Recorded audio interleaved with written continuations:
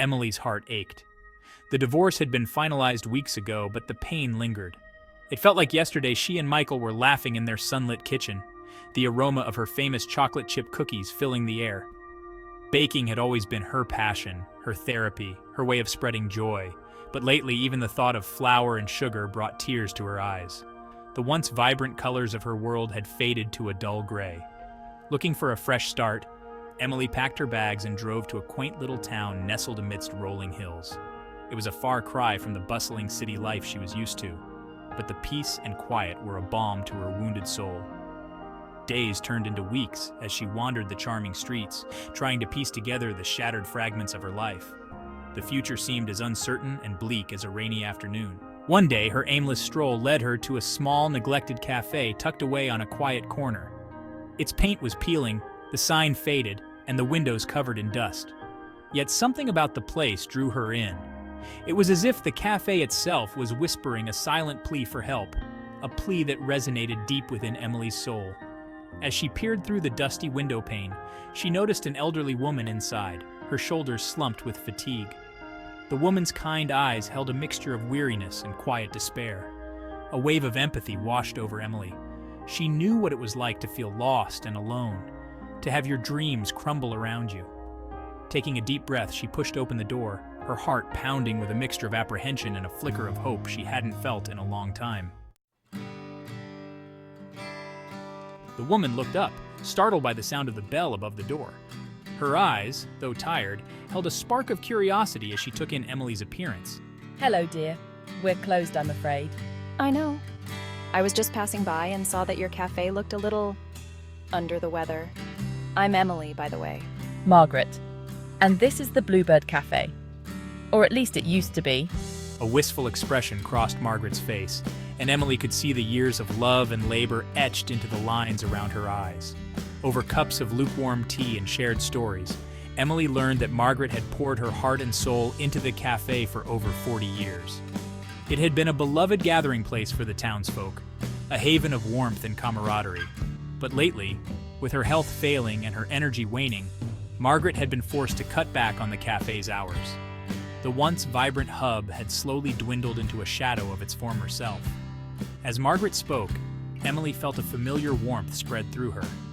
It was the warmth of shared passion, of understanding the deep connection between food, place, and the people they brought together.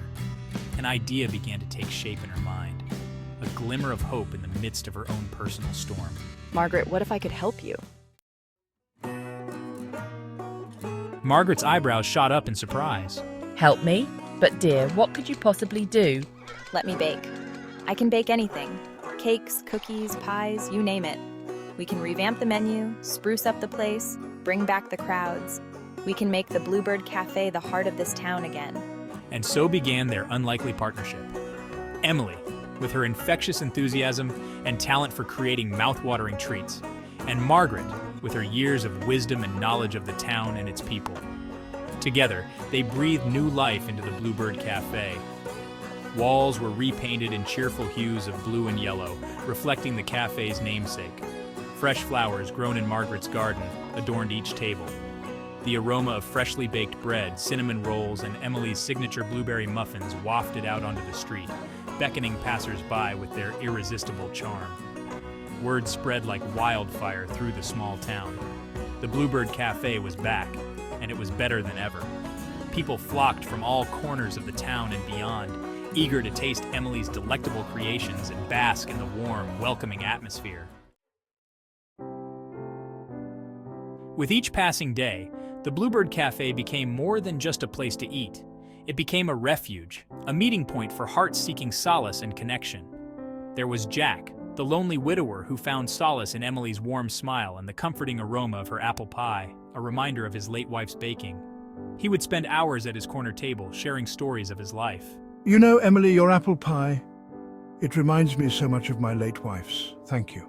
Then there was Sarah, a young single mother struggling to make ends meet. Emily offered her a part-time job at the cafe. The Bluebird Cafe became a second home for Sarah and her boys. The cafe's regulars would often slip them extra cookies or toys, their small acts of kindness weaving a safety net of love around the young family. I can't thank you enough, Emily. This place, it's like a miracle for us. And who could forget the Lee family? Mr. and Mrs. Lee, their 3 children, and their playful golden retriever, Lucky. The children would devour Emily's homemade ice cream while their parents enjoyed a quiet moment to themselves. Lucky received his own special treat, a dog biscuit baked with love by Emily. As Emily witnessed the joy her baking brought to others, she felt a long dormant part of herself begin to heal. The warmth and camaraderie of the cafe filled the empty spaces within her heart. She realized that even in the midst of heartbreak, life could still be sweet.